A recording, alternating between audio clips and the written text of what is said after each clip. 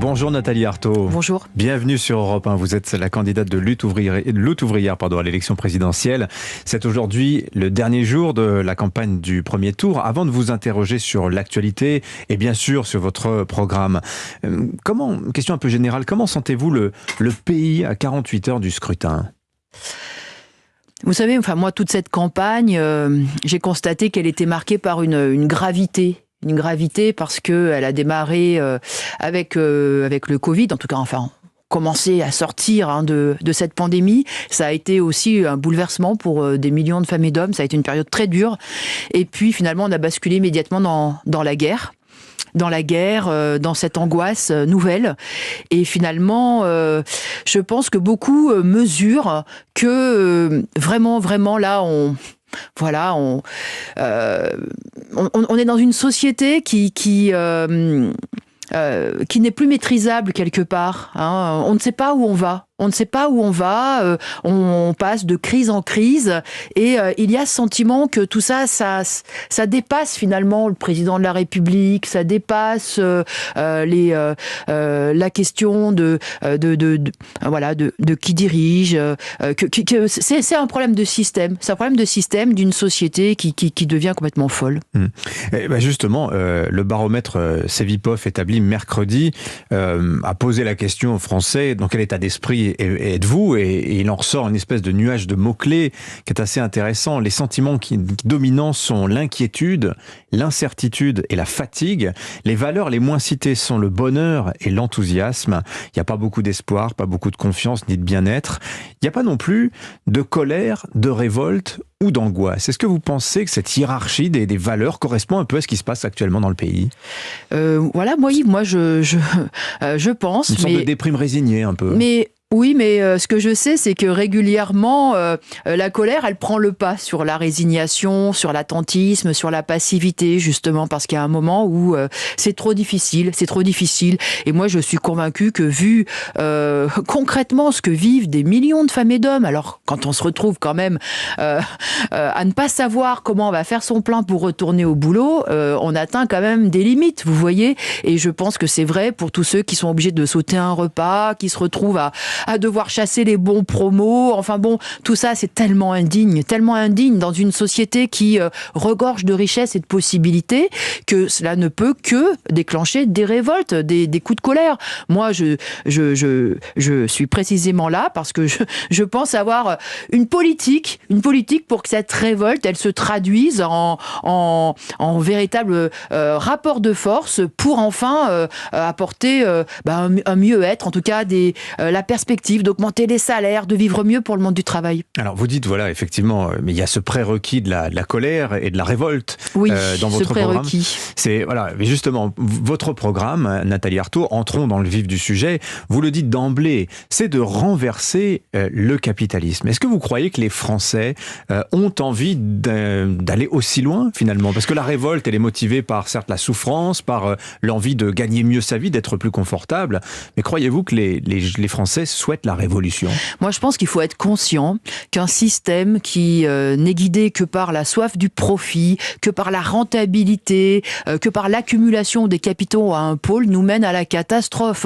Forcément, c'est ce système-là qui génère cette exploitation folle, de plus en plus dure. Vous savez, quand on est au travail, on mesure que les cadences, les horaires, la discipline, la pression, la charge de travail est de plus en plus dure. Et puis, c'est un système qui nous mène à la catastrophe climatique. Et puis, on le voit avec la guerre, c'est un système qui ne fonctionne qu'avec la guerre. C'est la guerre économique de tous les instants. Alors des entreprises les unes contre les autres, mais aussi des pays les uns contre les autres. Ce sont ces rivalités-là. Et je pense que c'est ça qui conduit aux guerres dont on voit bien que, y compris elles se rapprochent. La guerre se rapproche de nous. Jusqu'à présent, les guerres c'était loin. C'était la Libye, c'était la Syrie, c'était l'Irak, c'était l'Afghanistan, c'était l'Afrique. Il y avait toujours une mer au moins entre la guerre et nous. C'est ça. Sauf que voilà, maintenant, elle se rapproche, la guerre, et pour moi, véritablement, tout ça, c'est le produit d'un système, encore une fois, qui n'est pas du tout organisé pour répondre à nos besoins, mais qui n'est guidé que par le fric, toujours le fric. Mais ceci dit, le système capitaliste, je vous titille un petit peu, mais malgré tout, on n'a pas trouvé mieux pour apporter la prospérité, aussi mal répartie soit-elle, dites-vous. Malgré tout, c'est le système qui a réussi à battre tous ses rivaux en termes de modèle de développement, Nathalie Arthaud. Sauf que voilà où ce modèle-là nous mène. Et je pense que si en effet la société nouvelle, une société supérieure est à inventer, est à construire collectivement, je pense qu'on ne peut que constater que là, on ne va pas vers une ère de prospérité et de paix et de bonheur pour la planète tout entière. Mais quel système, on voit bien qu'on atteint des limites. Alors, quel système ? Moi, je pense qu'il faudrait absolument qu'on maîtrise notre système productif, c'est-à-dire qu'on tienne en main ces multinationales qui font aujourd'hui la pluie et le beau temps sur l'économie, parce que je pense que en effet, toutes les entreprises, on nous dit oui, mais les petites entreprises sont très importantes, certes, mais ceux qui donnent le là et ceux qui en réalité orientent tous les choix de la société, ce sont les multinationales. Ça passe bien sûr par le secteur bancaire, par ces multinationales de l'énergie, de l'agroalimentaire, de l'industrie automobile. Et moi, je pense que vu leur poids, vu leur domination, eh bien, on devrait les gérer collectivement. Mais Nathalie Arthaud, pour poursuivre votre réflexion sur l'aspiration révolutionnaire que vous portez, on pourrait dire une chose, c'est que d'abord, vous portez un programme communiste révolutionnaire. Le communisme, dans l'esprit des Français, c'est un grand échec qui s'est achevé avec la dissolution de l'Union soviétique. Et puis, il y a aussi cette idée qui est portée à l'intérieur du système capitaliste lui-même, que par la réforme, on fait des progrès.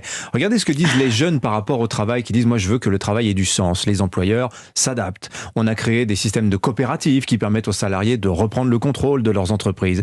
Jadis, il y avait des lois antitrust qui permettaient d'éviter la concentration des entreprises. La réforme, vous pensez qu'elle est vouée à l'échec, Nathalie Arthaud ? Alors d'abord, je tiens à dire que ce qui s'est passé en Union soviétique n'était en rien l'idéal d'une société communiste et démocratique. Vous savez, lutte ouvrière, on est précisément un courant trotskiste parce qu'on a toujours combattu la bureaucratie stalinienne, cette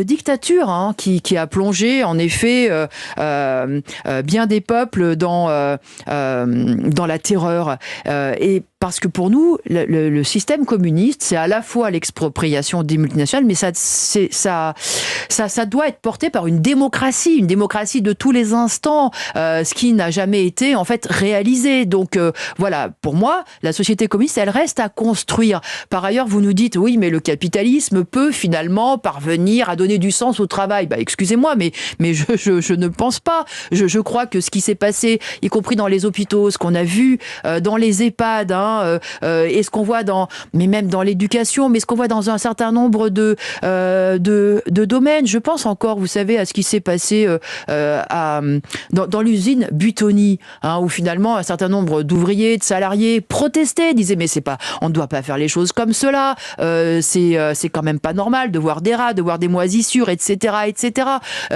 Et qui mesuraient qu'ils ne faisaient pas le travail comme il devait être fait. Mais dans combien d'entreprises c'est le cas, où finalement c'est la rentabilité, il faut maximiser les profits, il faut faire des économies à tous les étages, et finalement, même ceux qui voudraient faire leur boulot correctement n'y arrivent pas, n'y arrivent plus. Et et ça, ce sont des témoignages qu'on a absolument dans tous les secteurs, dans tous les domaines. Donc non, je crois que même ceux qui dans cette société peuvent choisir leur métier et ont des métiers de vocation, mais je pense par exemple à tous ceux qui ont contribué à la recherche sur les vaccins anti-Covid. Est-ce que vous croyez qu'ils sont heureux de voir qu'il y a ces brevets qui font obstacle à la diffusion de ces vaccins ? Je ne le pense pas. En tout cas, ce n'est pas leur choix à eux. Leur choix à eux, pour tous ceux qui vouent leur vie à faire avancer la science, eh bien, c'est plutôt que ça serve à l'humanité tout entière. Sauf que voilà, il y a la propriété privée capitaliste qui est là comme un obstacle. Mais on pourrait vous rétorquer, aurait-on dépossédé les laboratoires de la propriété intellectuelle sur leurs vaccins?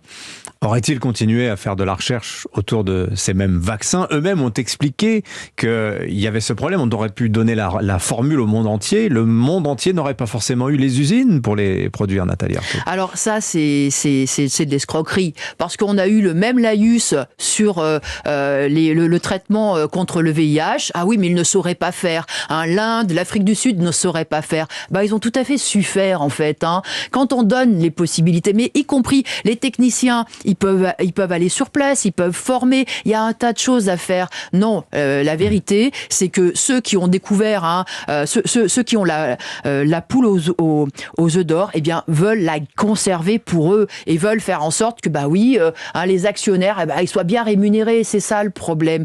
Alors que mais les mécanismes d'intéressement, de participation, c'est-à-dire de faire des salariés, des actionnaires de leurs entreprises. Oh, mais ça, c'est pareil. C'est une petite musique qu'on nous chante, mais depuis des décennies. En réalité, quand on est salarié, on vit de son salaire. On vit de son salaire et de son salaire de base, d'ailleurs. Je tiens à le souligner parce que les primes, c'est aussi, finalement, une façon de... C'est quand même une belle entourloupe, parce que ces primes-là, elles peuvent faire passer la pilule du fait que l'augmentation du salaire n'est pas là. Mais quand on se retrouve ensuite au chômage ou quand on se retrouve à la retraite, on mesure que tout ça, c'était quand même une belle escroquerie. Il n'y avait pas de cotisation. Il n'y avait pas de cotisation dessus et on se retrouve avec des pensions de retraite qui sont insuffisantes. Donc non, c'est...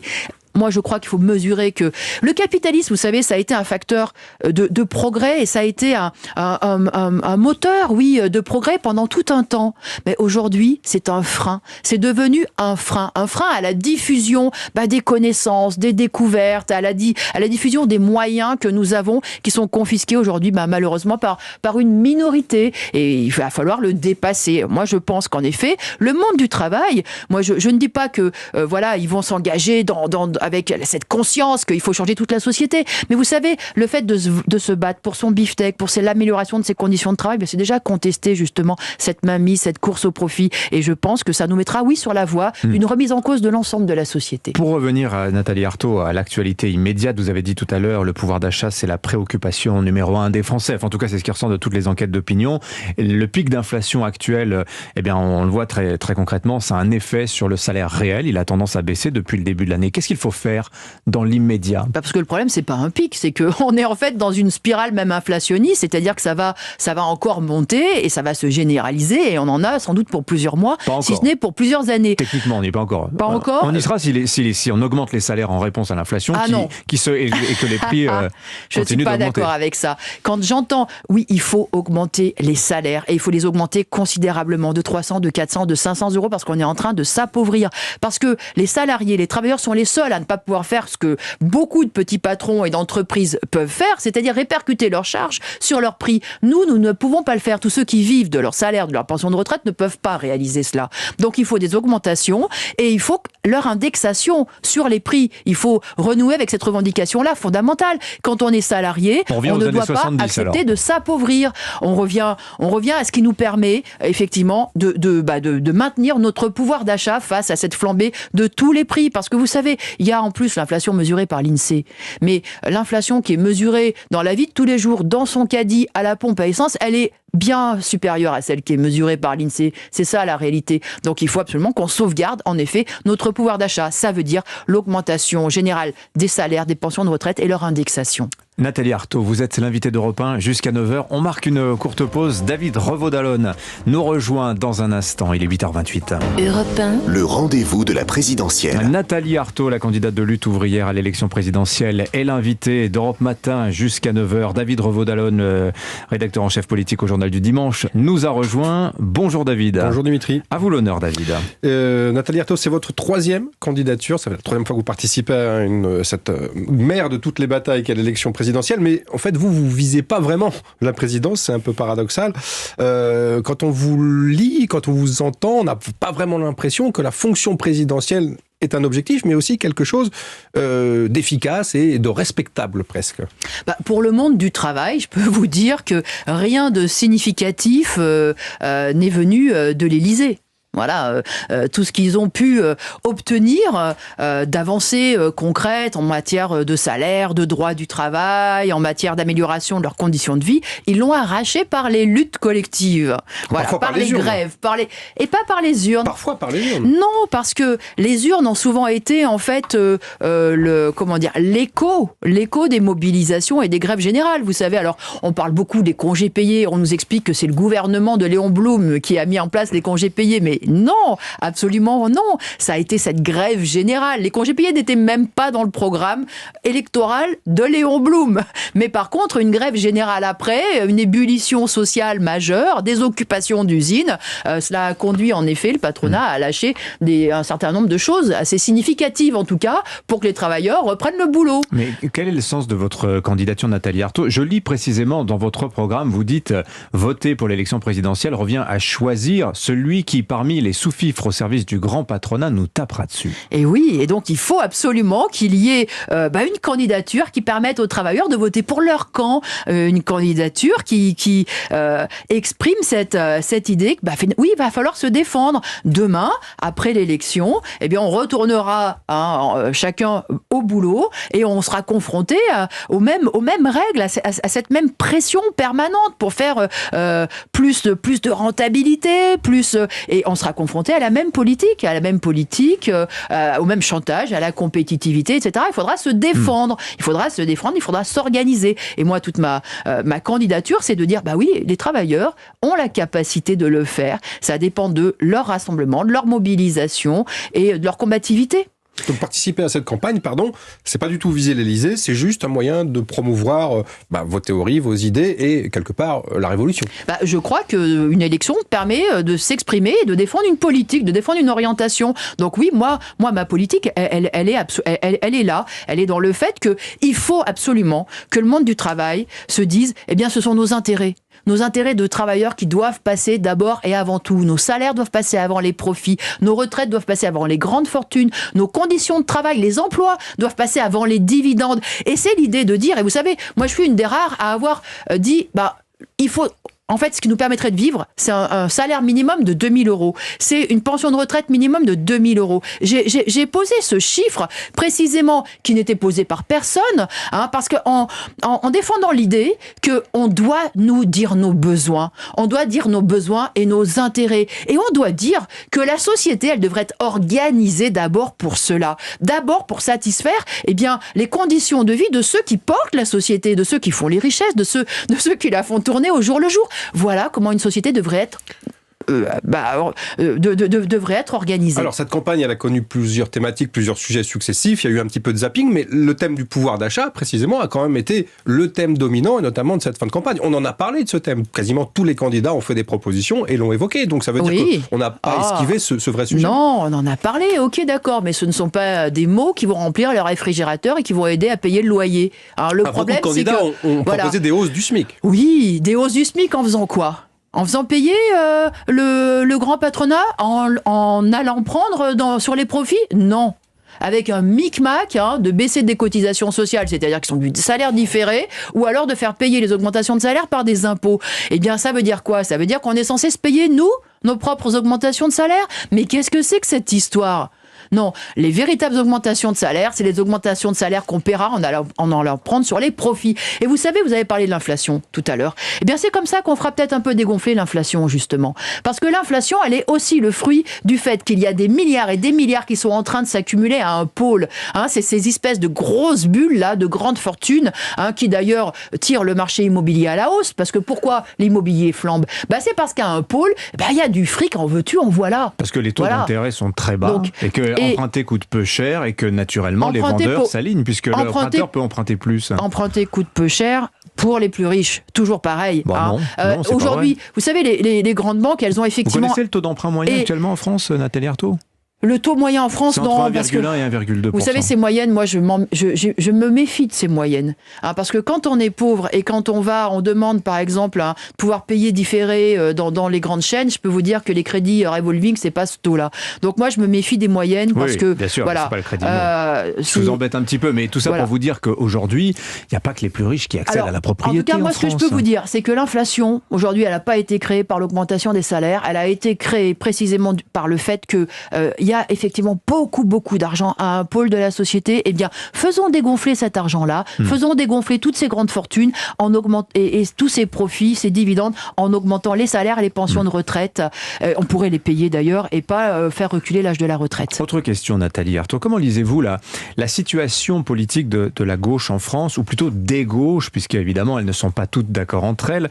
On a eu jusqu'à 8 candidats de gauche alignés sur cette élection présidentielle. Alors finalement, il y en a 6 qui seront proposés aux électeurs dimanche sur un total de 12 candidats. C'est-à-dire que la moitié des candidats sont de gauche, alors que le cumul de ces voix... ça fait moitié-moitié, vous voyez, donc je vois pas ce qu'il y a d'étonnant. Oui, mais en intention de vote, c'est moins de 30%, cette gauche-là. Comment vous lisez ça? Alors, donc moi déjà, clairement, je ne me revendique pas de gauche.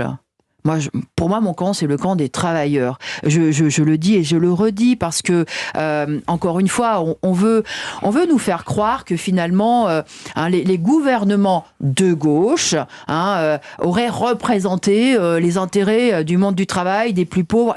On peut que constater que ce n'est pas le cas. Moi, j'ai quand même encore en tête Hollande qui a fait reculer le code du travail, qui a supprimé des lits dans les hôpitaux, qui a contribué aussi à faire reculer les droits à la retraite, qui a laissé les licenciements et les fermetures d'usines exactement comme la droite. Donc la réalité, c'est que voilà, tous ceux qui gouvernent dans le cadre de ce système où finalement, qui fait la loi ? C'est le grand capital qui fait la loi. C'est le grand capital qui impose sa loi, qui impose ses décisions. Et bien finalement, tous les présidents de la République ne sont que la courroie de transmission de leur volonté. C'est ça la réalité.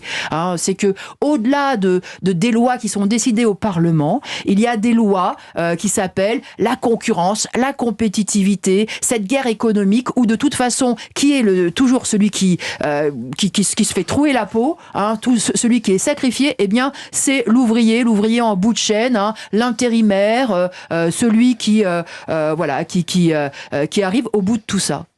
Est-ce que, pour rebondir sur la question de Dimitri, 6 partis de gauche à 30%, vous considérez que certains ne font pas vraiment partie de la gauche? J'imagine que, évidemment, au premier chef, c'est le Parti socialiste, mais est-ce qu'on pourrait pas... On ne représente pas les intérêts des travailleurs, c'est ça que j'ai dit. Est-ce qu'on ne pourrait pas envisager tout de même que 2 ou 3 de ces candidats se soient rapprochés sur, non pas un programme, mais un minimum commun? Vous avez quand même des accointances avec certains de ces candidats, pas celle du Parti socialiste peut-être, mais il y a des points communs. Alors, que vous disiez ça à Europe Écologie Les Verts, au Parti socialiste, au Parti communiste, à la France insoumise, je suis bien d'accord avec vous. D'ailleurs, régulièrement, ils gouvernent ensemble, que ce soit localement, que ce soit à la tête de l'État. Mais encore une fois, nous représentons, une autre perspective. Et cette perspective de ne pas chercher à remettre son sort dans les mains d'un politicien professionnel, d'un président, mais de faire les choses nous-mêmes. Rien à discuter, aucune position commune à adopter. Je peux vous dire, quand il y a des grèves, quand il y a des mobilisations, on se bat très très souvent ensemble. Bien sûr, ok. Mais moi, je marche pas dans l'idée que votez pour moi, et puis demain, vous aurez plus besoin de vous battre, vous aurez plus besoin de vous organiser. J'ai entendu Jean-Luc Mélenchon, j'ai entendu Fabien Roussel nous expliquer qu'il suffirait de glisser le bon bulletin pour dire que demain ce sera les jours heureux, qu'il y aura la retraite à 60 ans sans avoir besoin de manifester. Je n'y crois pas une seconde. Parce que la réalité, c'est que ça sera un combat. Il faudra l'arracher, tout ça. Et ça va dépendre d'un rapport de force. Vous savez, ça, c'est toute l'histoire du monde du travail. Pourquoi il y a autant d'abstention dans les classes populaires? C'est que précisément, les électeurs des classes populaires ont été baladés de promesse électorale en promesse électorale. Et puis, à chaque fois, déçus et avec un sentiment de trahison. Donc, moi, toute ma politique, c'est de dire, nous pouvons, faire les choses nous-mêmes. Et quel que soit le président de la République, notre force sera intacte au lendemain du 24 avril. On aura cette capacité de se faire respecter. Mais tout ça, ça va dépendre de notre capacité de nous rassembler et de nous battre. Nathalie Arthaud, vous êtes l'invitée d'Europe 1 jusqu'à 9h. David Revaud-Dallon, vous restez avec nous. On marque une très courte pause. L'entretien reprend dans un instant. Nathalie Arthaud est l'invitée du rendez-vous de la présidentielle jusqu'à 9h. Nathalie Arthaud, alors j'ai une question de fond pour vous. La France a connu des épisodes de crise assez aigus ces derniers mois. Citons la réforme des retraites, mais évidemment on pense à l'épisode des Gilets jaunes. Et la question que je souhaitais vous poser, c'est comment se fait-il, Nathalie Arthaud, que ce soit les populismes qui raflent la mise à l'aube de cette élection présidentielle, et pourquoi pas la lutte révolutionnaire, malgré ces épisodes sociaux relativement brûlants. Je dis les populismes, en agrégeant évidemment l'ensemble de ces votes qui se disent anti-système et qui font plus de 50% des intentions de vote aujourd'hui. Écoutez, je peux vous dire que quand les travailleuses, les travailleurs, les petites gens, quand je parle de travailleuses et travailleurs, j'inclus évidemment tous ceux qui galèrent au chômage, en invalidité, à la retraite. Pour moi, c'est un seul et même camp, et indépendamment d'ailleurs du type de métier ou de secteur dans lequel vous êtes. Quand ils ont envie de se battre, comme lors des Gilets jaunes, vers qui regardent-ils ? Pas vers l'extrême droite. Voilà. Ils regardent vers ceux qui, en effet, sont dans le camp des travailleurs, qui ont une politique et des idées, des perspectives à leur proposer. C'est ça. Quand dans une entreprise, les salariés, les ouvriers ont envie de se battre, c'est vers nous qu'ils regardent, vers les militants de la classe ouvrière qu'ils regardent. Mais pour des luttes syndicales, pour des luttes catégorielles. Maintenant, quand c'est pas seulement pour des luttes catégorielles. Parce que ça, c'est aussi quelque chose que vous déplorez. Vous dites les travailleurs savent s'unir pour des augmentations de salaire ponctuelles dans leur entreprise, mais il n'y a pas de plan de combat. Je reprends les mots que vous oui, écrivez. mais ça peut venir, justement. Mais par contre, quand tu es dans un contexte électoral, c'est une toute autre musique. Parce que là, qu'est-ce qu'on vous dit ? On vous dit que le jeu, c'est quoi ? C'est de choisir le politicien crédible. Oui. C'est quand même mieux. Oui, vous l'avez dit tout à l'heure, le sous-fifre, c'est le mot que vous employez aussi. Un politicien, et de s'en remettre à lui, c'est d'aller choisir un sauveur suprême. Donc, c'est exactement l'opposé de ce que moi je représente, si vous voulez. Oui, mais dans l'histoire de lutte ouvrière, Nathalie Arthaud. Ce que je veux dire par là, c'est votre question, c'était pourquoi dans les luttes et pourquoi dans l'élection, finalement, ça part dans tous les sens, voire à l'opposé des intérêts du monde du travail. C'est parce que précisément... C'est pas ce que j'ai dit. J'ai dit comment se fait-il que les électeurs spontanément se tournent vers des candidats, on va dire, de tendance populiste, qu'ils soient de gauche ou de droite, plutôt que vers un discours révolutionnaire comme vous le portez, si les gens sont aussi désespérés que vous le dites. Le jeu électoral consiste à s'en remettre à qui ? À celui qui sera le plus démagogue, en résumé. Voilà, c'est ça le jeu électoral. Et moi, je pense qu'en effet, c'est la raison pour laquelle je pense d'ailleurs que le monde du travail ne peut pas être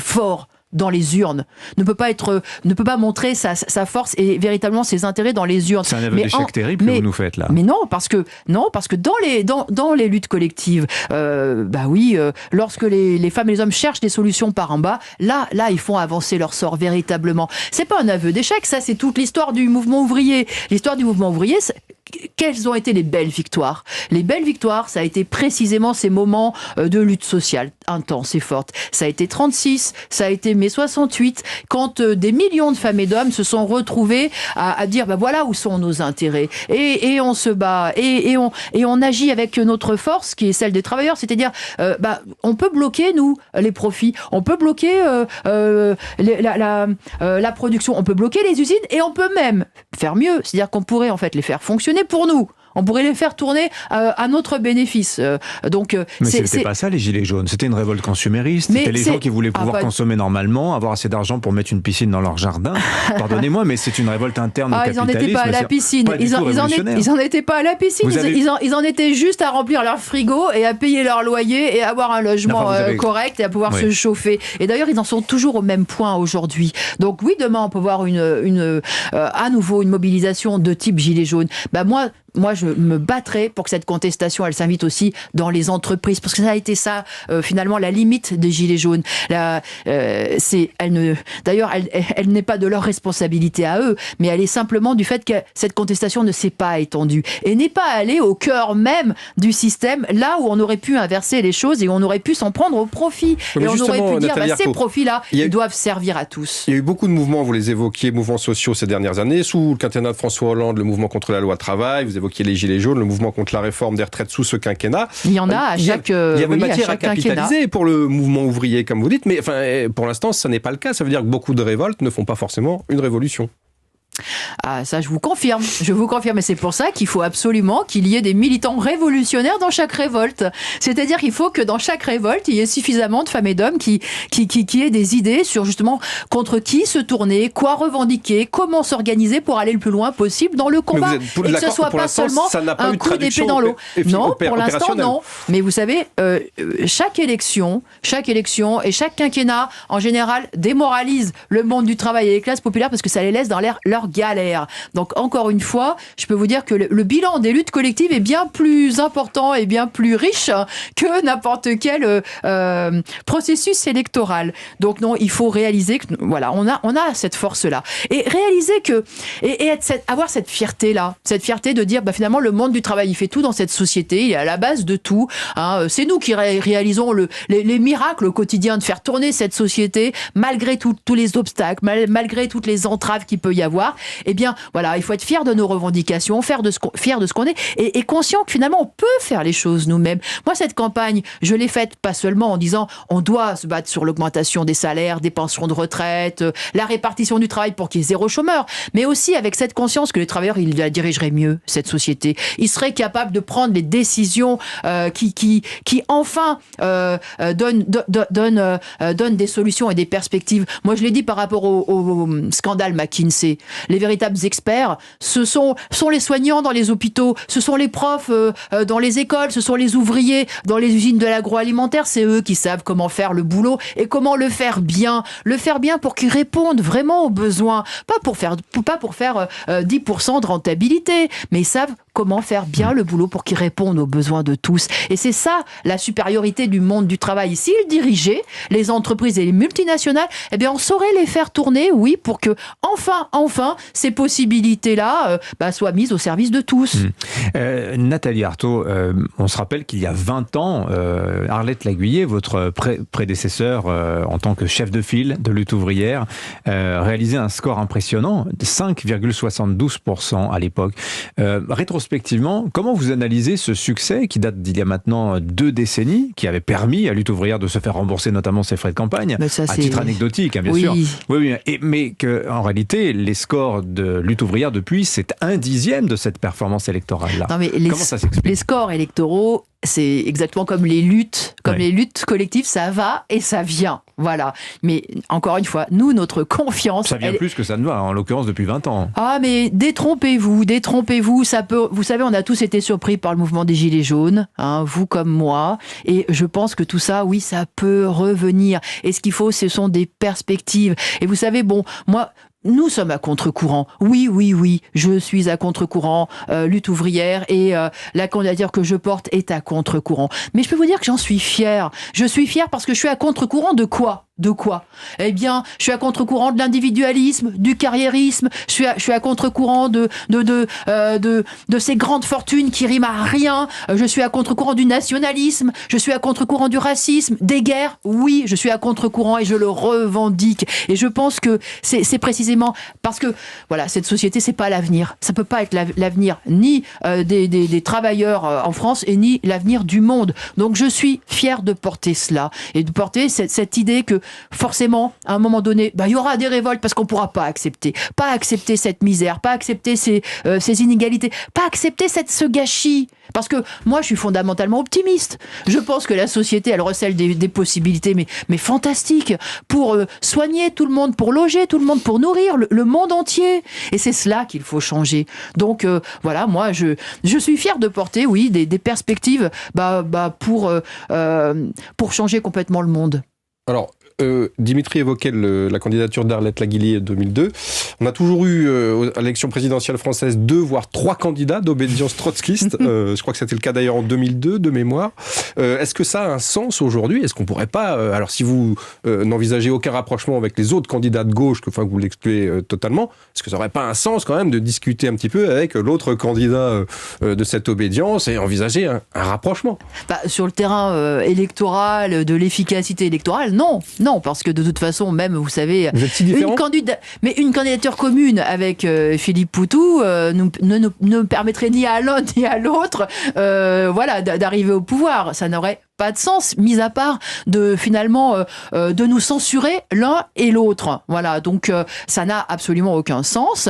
Non, dans une élection, il faut que les courants puissent se faire entendre. Et c'est vrai que Lutte ouvrière a cette particularité-là, que d'insister sur le rôle du monde du travail, d'insister sur le fait que finalement ce sont ceux qui sont au cœur de la production qui peuvent engager la société sur une autre voie. Donc je pense que il faut que tous ceux qui sont convaincus de cela puissent aussi le faire entendre dans l'élection dimanche prochain. Moi j'ai envie de leur dire, y compris à ceux qui s'abstiennent parce qu'ils n'ont aucune illusion dans cette mascarade électorale, ils pensent que tout est joué, etc. Et que surtout le problème il ne se pose pas à ce niveau-là. Tous ceux qui sont convaincus que c'est un problème c'est le problème du capitalisme, moi je leur dis, restez pas muets, ne restez pas invisibles politiquement, dites-le, puisque il y a ce vote qui est possible, ce vote pour en effet changer ce système et pour que les travailleurs soient au pouvoir. Dites-le avec nous dans le vote, et puis après, parce que pour nous c'est pas seulement un vote, vous savez, moi lundi matin j'apporterai mon soutien à des grévistes à Air France, à Roissy, donc le combat bien sûr il continuera plus que jamais. Merci beaucoup Nathalie Arthaud d'être venue nous voir. J'allais vous poser une question sur l'abstention, mais vous avez répondu avant même que je vous pose la question. Merci à vous. Merci. Excellente journée à vous sur Europe 1. Merci beaucoup. Merci. David Revaud-Dallon d'avoir été avec nous.